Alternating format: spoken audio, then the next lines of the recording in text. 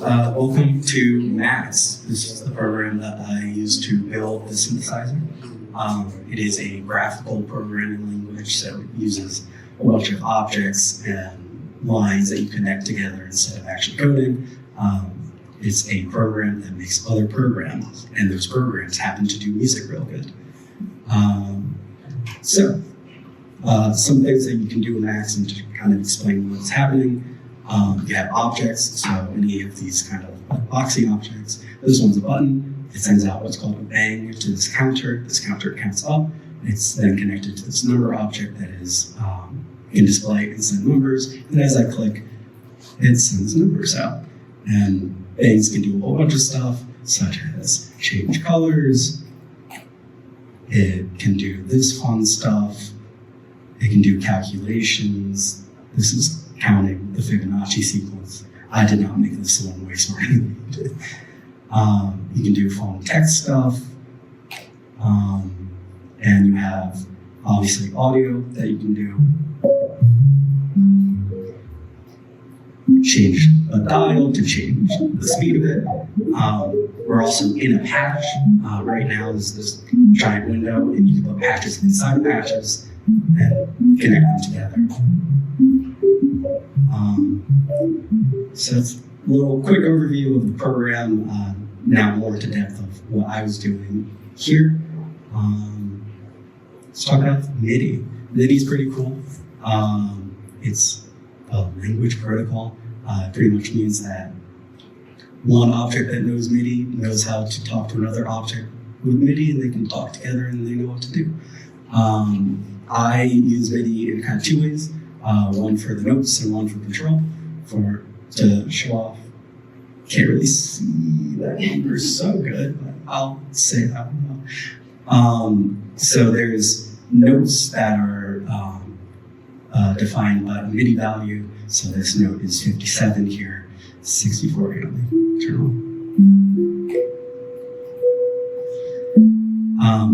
This number can then go into this object, which is just turning the MIDI to the frequency. So 57 is actually equal to a frequency of 220. It's going to the cycle object. I'll explain more of that in a second. And then it goes to the output. We also have MIDI as a means of control.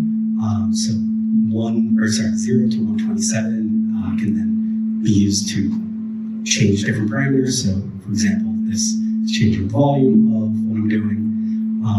And then MIDI also has the ability to have two objects in the real world talk to each other, or have something from the real world talk to the computer by USB. So if I connect my keyboard right here, I can, let's turn that on.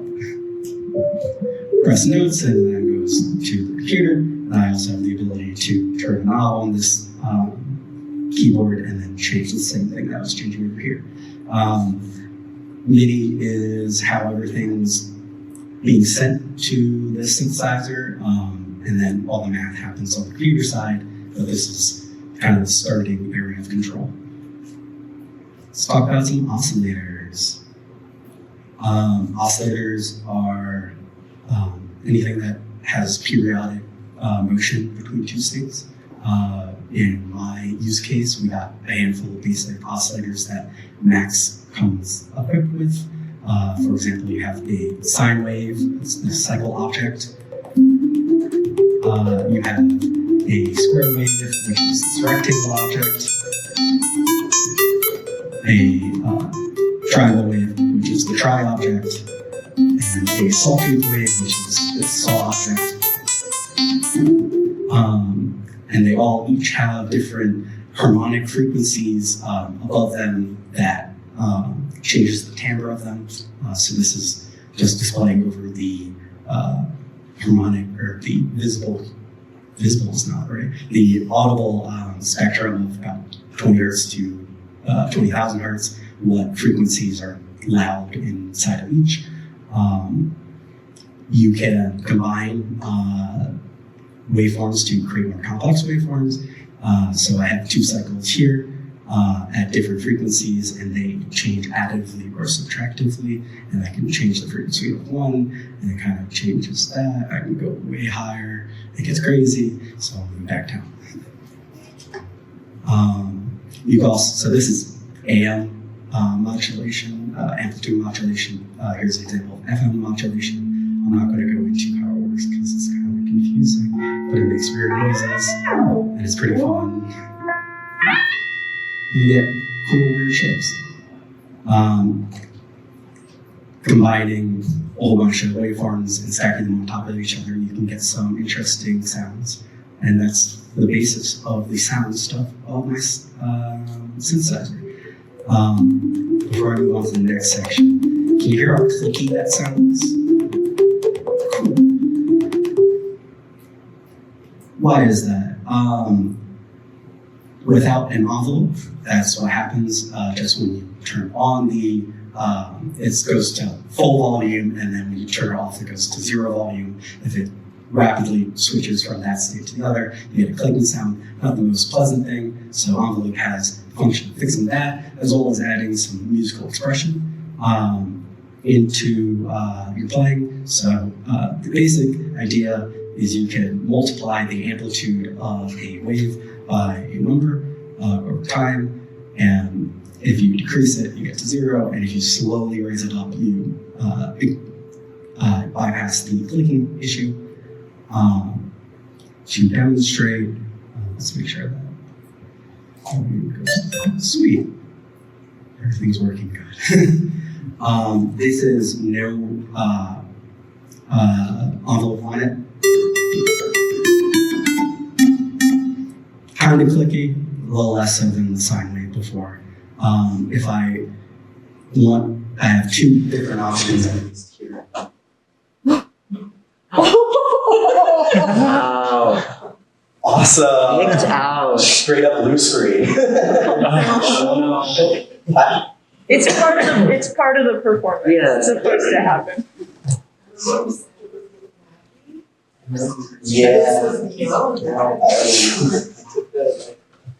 Excellent. Let's try this again. At least we have your face on visual. You should just whip a champagne glass out. Brady, if you throw your champagne glass, you're gonna get in trouble. I mean, what? You throw. Celebration, you throw the glass. I'm unfamiliar. Okay, just sit there, be quiet then. Say one go. Joy, do you know Joe? No. I bet William knows a Joe. Oh God. You're standing. I do, but I don't know which one I want to say. Okay. Have you guys ever heard the one about the two hunters in the woods? No. So there's two hunters in the woods, and his friend, one of them goes missing, and the other finds him on the ground, presumably dead. So he gets out his phone and he calls 911. He says, "Hey, operator, my friend, we were hunting him. He's dead." And they're like, "He's dead?" He's like, "Yeah, he's straight up dead. I need help." Like, okay, well, before we send help, can you make sure that he's dead? So the operator just hears, okay, now what? William, sit down.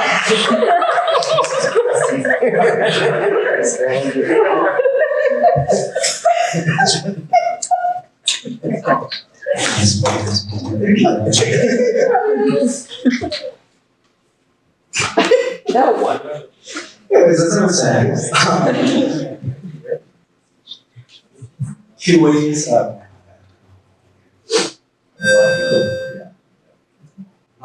There's kind of two main ways to add an envelope to, is that the same level of volume I was? So this is a function object. It's going to align, so you can draw the shape of your envelope, and it's pretty much going to send a number 0 to 1, and then follow the shape over a set distance. So as I press a note,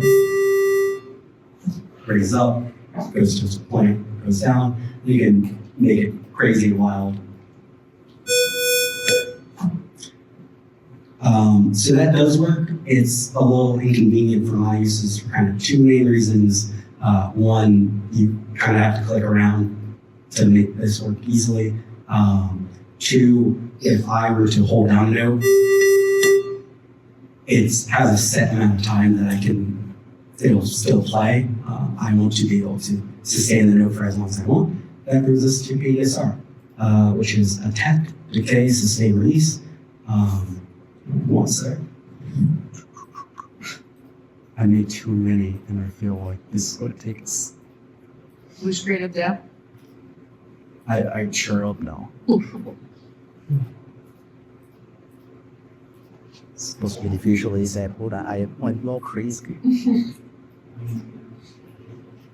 Okay, so this basic shape describes ADSR. So this is your attack. So the length of time that it takes to reach its full volume. Decay is the amount of time it takes to get to the sustain value. The sustain is how loud it should be after it decays. And release is once you let go of the note, how quickly it gets to the bottom till it has no sound anymore. Now that I have hit the ADSR, as I hold down, I can keep the note going until I let go, and then it'll release. If I make the attack way higher, it ramps up. If I make the sustain lower, it's going to be very quiet after the decay. I can make the release really high.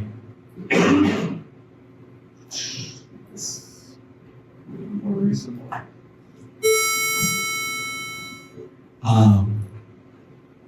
Before I demonstrate the next thing, I would like y'all to notice that if I play another note as the previous is releasing, it's going to cut off.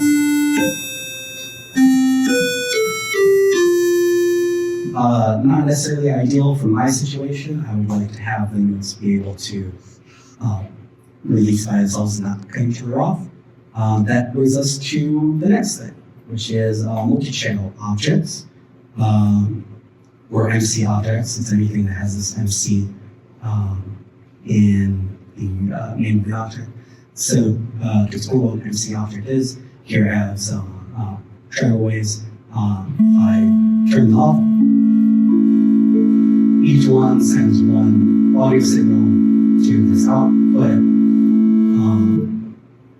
and one wire carries one audio signal. Here I have MC object. It has 4 channels in it that has 4 triangle waves, and it's the one wire that's carrying all 4 outputs. Allows you to be able to work with multiple audio channels at once, and helps with some specific stuff like polyphony. Before I get into that, busy channel or busy maps are important, so to explain what those are and turn these off. If I have this send the signal to turn on, this note allocator is going to look for one of the available channels that is not busy, and then if there are channels free, we'll send it to the first available channel. If I send another on message, it'll see that this is busy, so it's going to send it to the next one, and then to the next, and to the next. And if I try sending any more, they're all busy, so there's no more that can be sent. If I start turning them off, it's going to turn off the individual ones. So if I set these 2 off and then turn off first, the first one turns off, while this one can stay busy. It's kind of like, a clerk at a bank, or and then someone's directing the line to different clerks. So this one's busy. Let's send it to this guy. So with the help of BusyNext, I can set up this. Also be sure it also works. So this is very similar to this last thing. Then we have the ADSR object that's doing envelope. We have a this is triangle wave, just like these, that's doing the oscillating, making noise.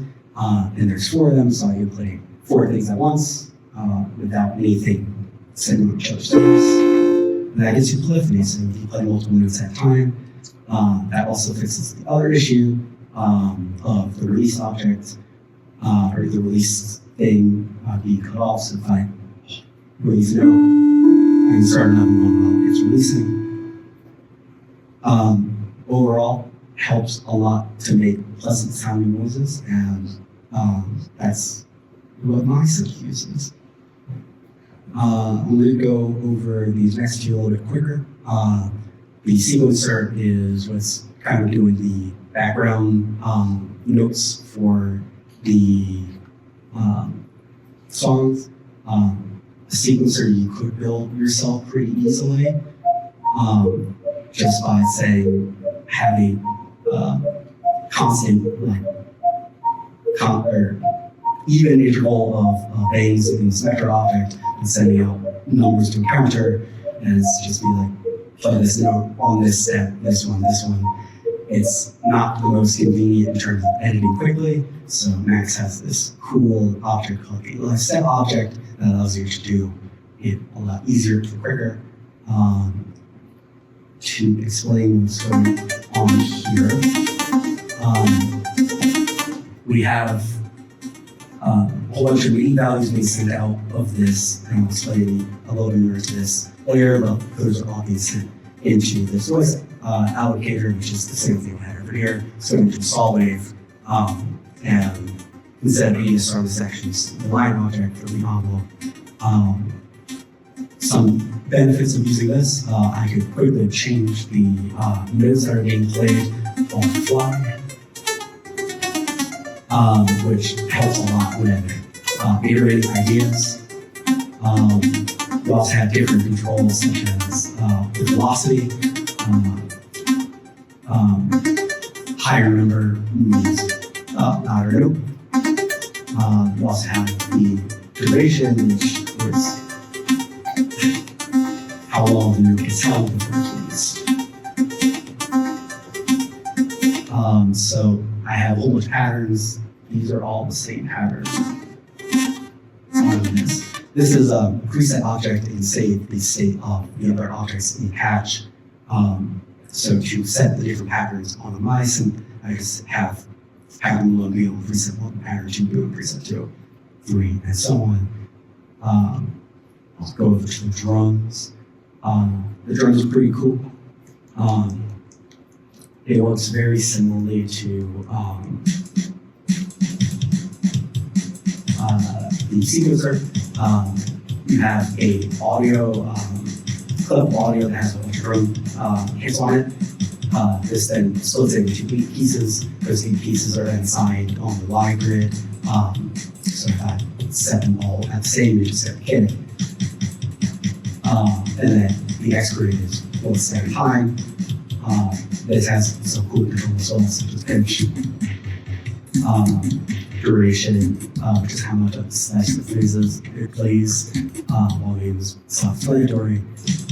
Stutters have also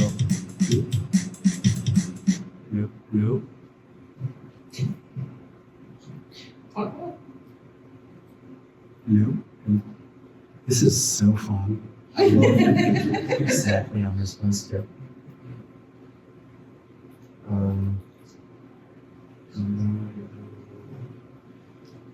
We're gonna cheat. I'm gonna just do it through the box.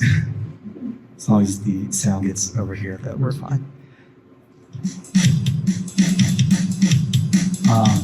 This has some cool features built in that are probabilistic, such as the direction. It's pretty cool sound, but you can change what percentage of the time it will play straight or the direction chosen. It also has a cool stutter effect, which just plays the clippable audio multiple times in one step. And using this and a different drum sampler than this one, that's on a different drum, used for the track. Moving on, we got filters. To explain what a filter is, I got some noise here. This is white noise. It has even distribution of frequency over the entire spectrum. The filter itself has a really fast filter will only let the noise pass and roll off the volume within the higher frequencies at a given point.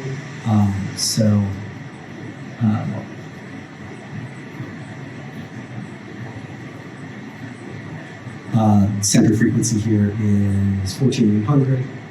We have it set down. That's true. So you only have everything below 300. Higher, you also have high pass, which does the opposite. This is what it sounds like in the context of something a little bit more musical.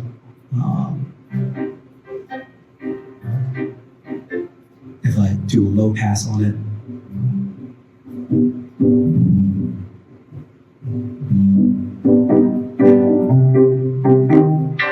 high pass,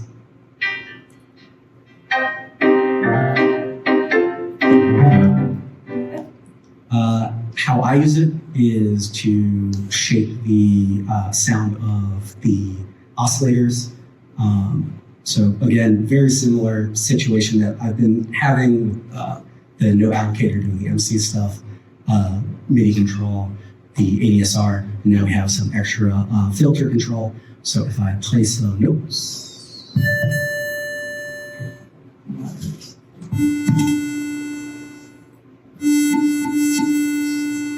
cool, I was thinking that it was going to blow up again. This is a filter that instead of setting a fixed center frequency or cutoff frequency, it actually follows the note played and then will have it be kind of relative to each note. So if I cut down the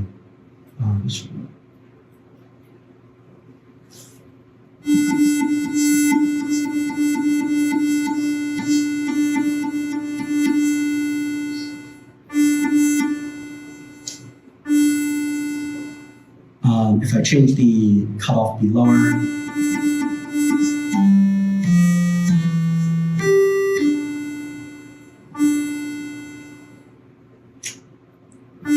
there's something that doesn't sound right and I don't know what's wrong and how to fix it quickly, so I'm not anything you want. I have the same thing set up over here, so if it works over there, that would be great. I will get back to that in a sec. Let's go to signal rounding. It's kind of like the last kind of bit to make everything kind of work together, put everything, all the coded pieces and they kind of work. So I have a handful of different ways of kind of controlling signal. So I have a selector that can take multiple inputs and then only output one of them. And then the opposite would be a gate where I have one input and it can go to multiple different outputs. And the same thing will apply to just control or data. So here's the counter. If I switch it to this random, it is random. If I switch it to the last one, I have it on the knob of my keyboard. And I'll demonstrate this as well. Counter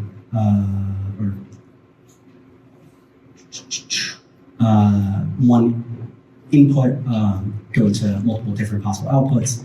So right now it's just going to the number box. You can have it go to this metro, which will change the speed that this counts, or change the volume of this rectangle. So combining these together, you can start doing some logic stuff, have certain things happening when you want and certain things not happening when you want.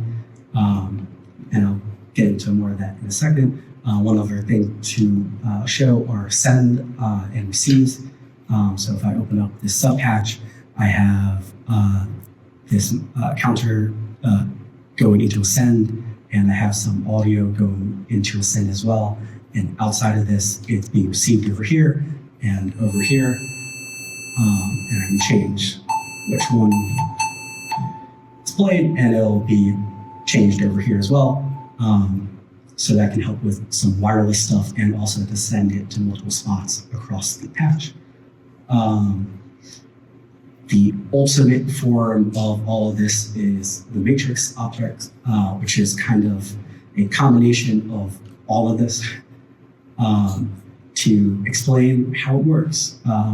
There's kind of two ways to control it. I feel like this one's a little bit more intuitive at first. So a whole bunch of different sine waves that are going into this matrix. If I connect this one to the left speaker, it will play out on the left. I can connect this one to the right speaker, it will go to the right. I can also connect it to the left. I can connect this one to the right. Turn that one off. Turn that one off. So on and so forth. You can do the same thing, but in a matrix like this, in an array. So instead of connecting wires, you just turn on the 100 hertz sine wave to the left speaker and to the right speaker, 300 to the left, 400. So this just controls input and output. And one thing that I wanted to get working, because I thought it'd be cool, and I think it is to turn this launchpad into a physical version of this array. Luckily, someone did a lot of the hard work for me, but not all of it. This is a simple version of all this logic, but it pretty much allows me to press a button. That's so great.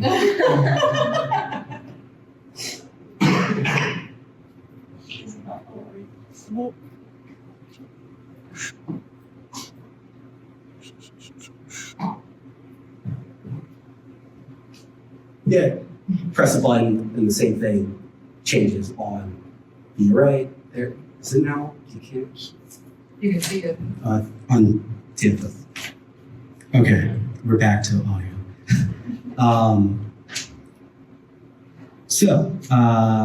Here I have the same exact thing over here, but hopefully it works this time.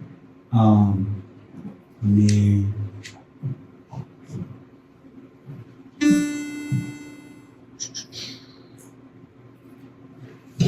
see if I can explain the feature thing now, but I think it should be working.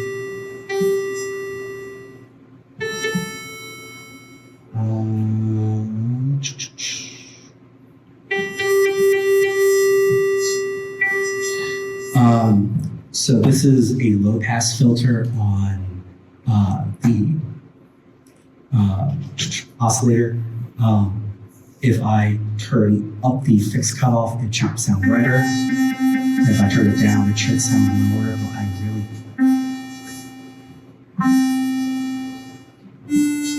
there's something on that shouldn't be on. I think that is my issue.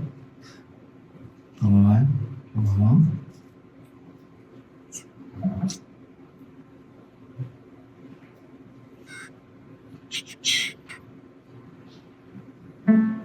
There we go. So if I turn up the cutoff, it should sound brighter. And then turn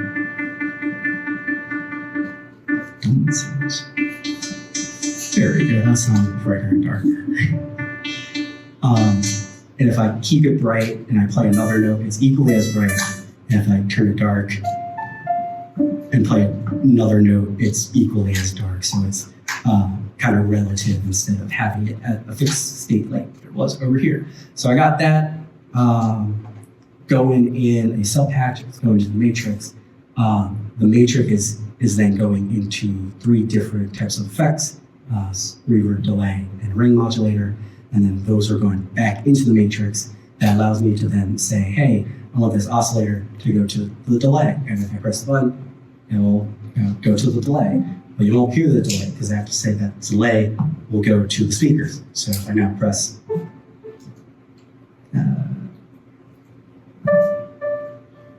I can turn off the oscillator from the speaker so you just hear the delay. You can also do fun things such as the oscillator goes to the delay, which then goes to the ring modulator, and then the ring modulator then is what you can hear out with speakers. So now you got a ring modulator delay. So changing that allows me to kind of do some on the fly signal routing, change some effects without actually going in and changing any wires from point A to point B. And this right here is a functional synthesizer. You can do pretty much anything that I would need it to do in the other patch, but it's a little bit more complicated in the other one. Let's talk about the visuals. You're going to see that these are going to kind of smear. It just does that. Welcome to Jitter. Jitter is the visual side of this program. It does a lot of stuff. The main thing is kind of matrix control visuals. Matrix, not this type of matrix, but a different type of matrix. So this one is a 4-plane matrix that has numbers 0 to 255. I'm setting a random number to each one of those, and they come out as colors.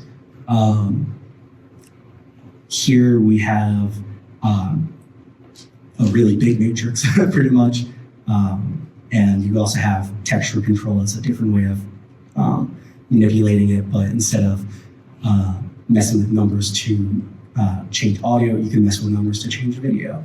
You also have some 3D capabilities built into this. It's pretty cool, kind of hard to learn. It's a little unintuitive. This is how I made my stuff, though. Let's turn this on. And wonder, yeah, okay, there's my dots. To explain the dot stuff, I am taking this grid shape object.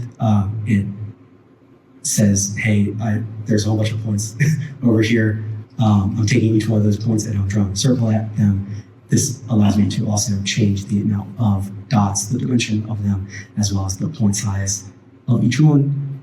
I also have the ability to turn the entire grid, and it will turn the dots with it.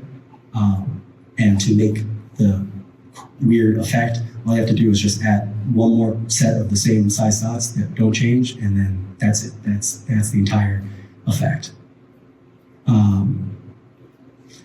To add audio reactivity to this, what I'm doing is taking an audio output such as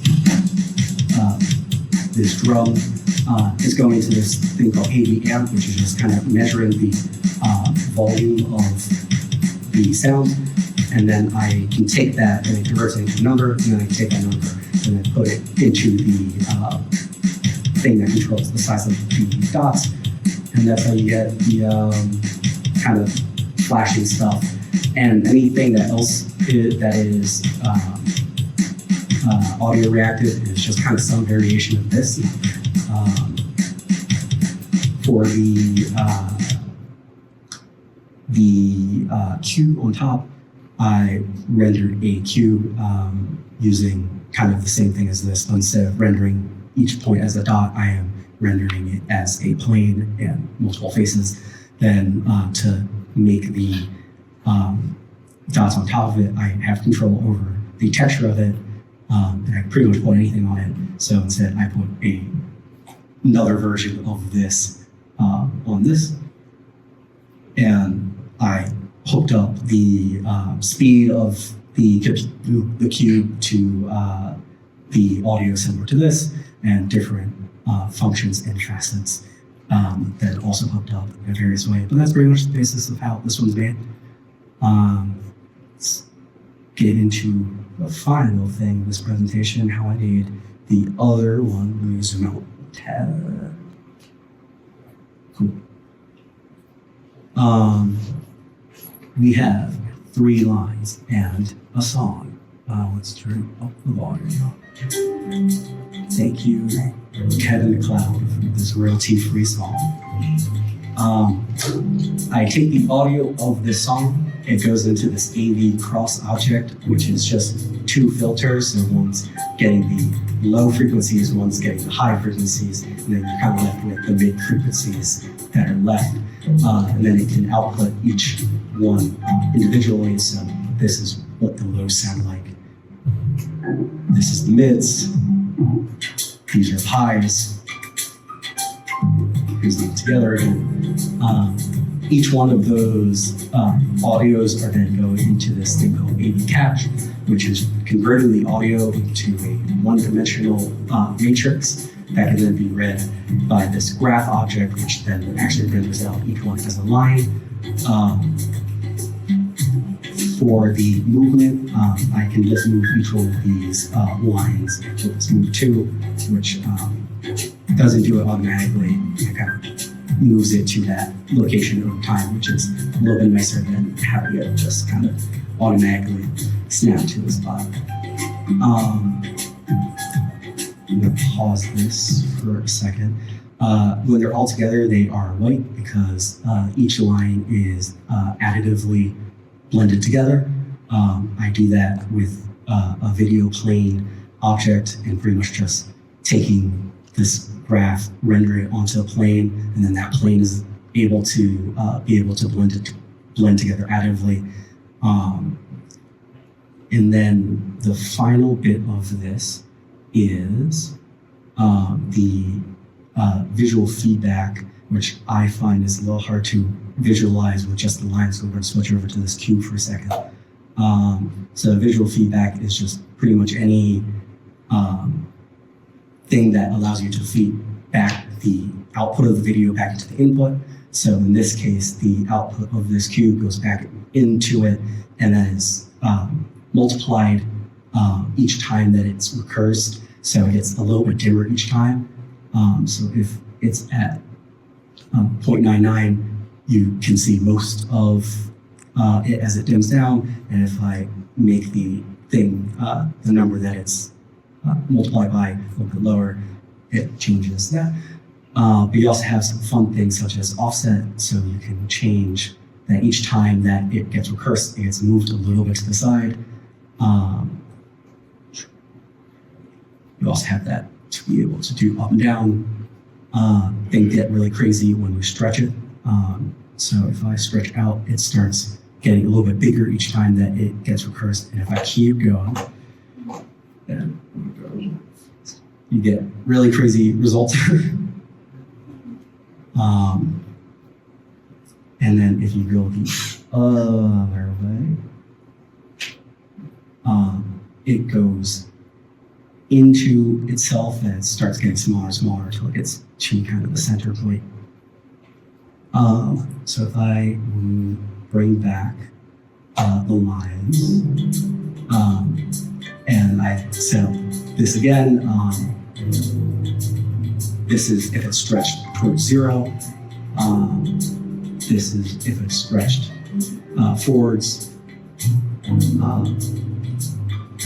The rotation happens by rotating the camera instead of the objects, because I find that a little bit easier. If I turn up this, the cool kind of line stuff that happens over here is due to the visual feedback. And the last kind of bit of polish on it is a bloom effect over the entire thing. I had to render it out to a separate thing because bloom with visual feedback just kind of makes everything go white, which is not ideal. But this has a nice little glow to each of the lines. And yeah, that's it there. Yeah, that's the synthesizer. I can also go back to the original synthesizer to show off some other stuff, but I won't unless asked. Any questions?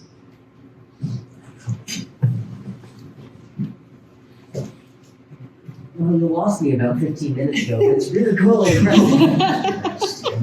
Mike, can we talk about the applications for this, either professionally or? Sure. I think there's a lot that can be done with audio visual stuff, with audio reactivity for like shows and whatnot. I like this program because the audio and the visuals are built in the same thing, which allows it to be really easy to convert one to the other and make it like really kind of quick and seamless. A lot of the other programs that can do audio reactive visuals have to kind of bypass like the original thing that it was made in, and then kind of work with what it has. So I think you can have some really cool show stuff that's made with this. In terms of the synthesizer, I think the synth I made is pretty good. It's definitely not the best that you can get out there, but it works for my purposes. And I think, again, with the audio visual side of it, since I can tweak any part of the synth, I can make sure that everything plays nicely. I know what's comfortable for my performance and what I want to assign where. Yeah, so I there's definitely, I think it's cool in any field to be able to think about art in terms of a perspective that you might not immediately think of. So I think when you think music, your first thought isn't visuals, but you can definitely, some cool things arise when you're thinking about making music for visuals and visuals for music. So, yeah. Any other questions? What's the starting point? Say you have a blank slate, many, many months ago. What's the first thing you do? Is it decide what ways you want to start with? Do a solid? I think I kind of built it in the same order that I presented it in. So after oscillators first, though, because the MIDI side was a little later. So you just kind of start with a basic sound, like a sine wave or a rectangle wave. And then once you start manipulating it, you add an envelope to it, which changes the volume. You can add audio effects, like distortion, to make it a little bit more interesting and less plain. And if you build up a whole bunch of oscillators in mine, I have 8 for the sequencer and for the keyboard. Start getting a little bit more complicated sounds. I think the most expressive thing is the filter. So really just an oscillator and a filter, and you're halfway there, I think. Thanks. Yeah, Rain? There's the most difficult part is process loss, like a big robot behind that just like I really have to. Luckily, I think the workflow of this program was familiar. I've done the graphical interface stuff. I know audio stuff, so how that worked was easy enough to grasp. It was hard to learn what objects I had available to me to do what I want to do. Luckily, this program is phenomenal in terms of actually helping and explaining what things are. For example, if I wanted to know more about this triangle object, I can just press Alt and click, and then it goes into a help page right here. And that help page is another patch that you can actually manipulate and just grab from. So that was very helpful for learning. The jitter side was really tough. I do not understand visuals in terms of matrices. I can do 3D visuals in terms of vertexes and stuff like that. This was new and hard and took a lot of head banging. Also trying to make this work, the Launchpad, because I wanted it to be colorful and have some functionality that I probably didn't need to have, but it looked cool and it made me feel cool. So that was, the Launchpad was probably the longest thing to try to get working. And in the end, the solution was to buy this instead.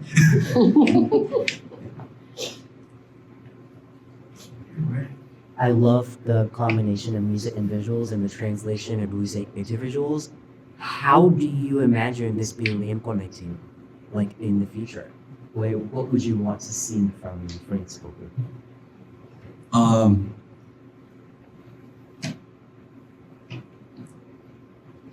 Luckily, I feel like a lot of the off the walls ideas that I can come up with are already being done in like the Sphere in Vegas and stuff like I don't think you can get much more crazy than like a giant dome filled with lights that can then react to what you want. At least for me, I think the next step that I would want to look into to kind of add a cool another level is projection mapping. So being able to like set up the Disney people knows what's up. Set up a projector and then project onto specific objects in a room and have it all line up without it like stretching across an object or anything like that. I think anything that can add more of the real world, more space into a digital like idea is just kind of makes it a little more magical. So some small ideas for me next. Again, the Sphere is crazy, so whatever they're doing, I trust them for making fun stuff. Jude? For future projects, as you like continue to do your music work, like you said, I mean, this is a synth that you built, but obviously you use other ones.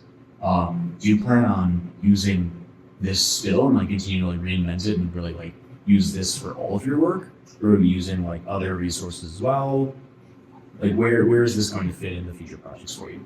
I think I'll answer that with the wisdom that McClure gave me, my thesis advisor.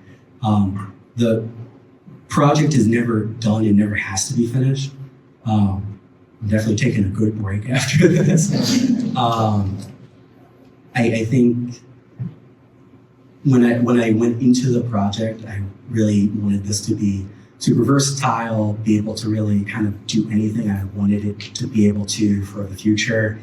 At this point, I realized that the strength in this program kind of comes with individual applications. So it actually might be cutting it down and then adding more specific stuff for like a performance plan of having some interesting ways of like triggering notes and kind of stripping away some stuff that I needed here to make that work a little bit smoother. Generally, like individual performances and ideas, I think is really what this program's strong suit is for general music application and like doing like engineering work. I trust people who know how to make these better than me. So I would probably still use a commercial thing. But I mean, as much use as I can get out of this in my own work, I'll try.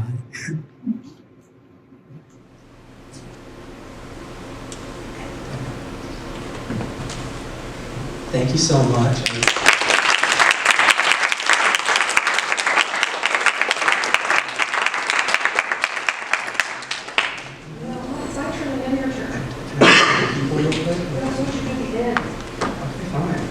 Do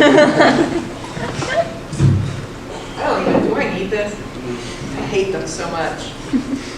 I'm Beth Novak. I'm the Director of Studies for the Honors Tutorial Program in Media Arts and Studies. Hold for applause. The students are sitting over there. When Micah came to me last year and said, for my thesis, I want to build a synthesizer, I was like, yeah, cool. I don't know what you're talking about. I don't know how, like, people just get to do that. And he then said, I think I found somebody in the School of Music, Dr. Robert McClure, who thankfully agreed to work with Micah as his thesis advisor on this project, or else, I don't know, you'd still be figuring it out? No. And again, half the time, Micah would come in and be like, I figured something out, and he'd show it to me, and I have no idea how he figured it out. And so I think that was just hard work, really good problem solving. just really inventive searching and thinking through what he was trying to do, and being able to think radically about an idea in a way that might be different than any of us would approach it, and that he could say, well, wait, maybe if I think about this differently, and a lot of us, our brains don't do that, and so it's very impressive when you're able to say, what if I looked at this slightly differently? He's so uncomfortable right now. And then he came to me and said, okay, so now I want to add graphics. And first of all, I was like, cool, because that's what I'm into. But then he started going through how he might do it. And again, it seems like it might not happen. Yeah. And then suddenly he came back from spring break and it was happening. And so I don't know what happened in that week that it like started clicking and firing. Honestly, I was throwing so much stuff at the wall, eventually something stuck. Yeah. It was truly just... Right. Hard work. But I will also say that throughout this, Micah kept almost waiting for the other shoe to drop. Like he kept waiting for something to blow up. Like he actually kept saying, this is going too well. He said that multiple times. And then after spring break, he was like, I just feel really confident. I don't like it. I'm waiting for something. So the fact that we're here, even with a little minor, computer problem, spectacular work, really impressed and proud, as I think everyone else is here. And then I'll let you do your thank yous.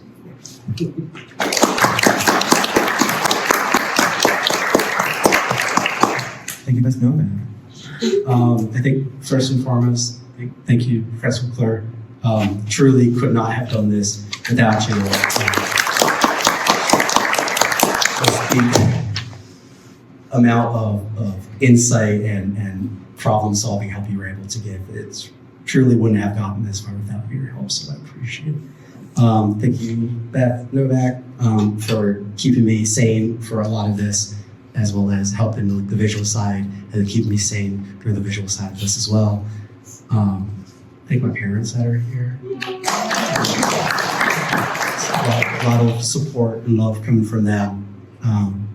And again, during crazy spring break at the wall, they were definitely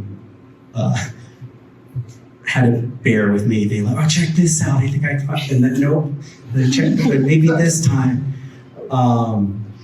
And thank you all for coming. I truly appreciate it. This has been a project that's been a lot of me in my room alone trying to search the one Reddit page that will have the answer. So it's very nice to be able to share this work in a communal setting with people that I like hanging around with. So yeah, I think that's it. Thank you all.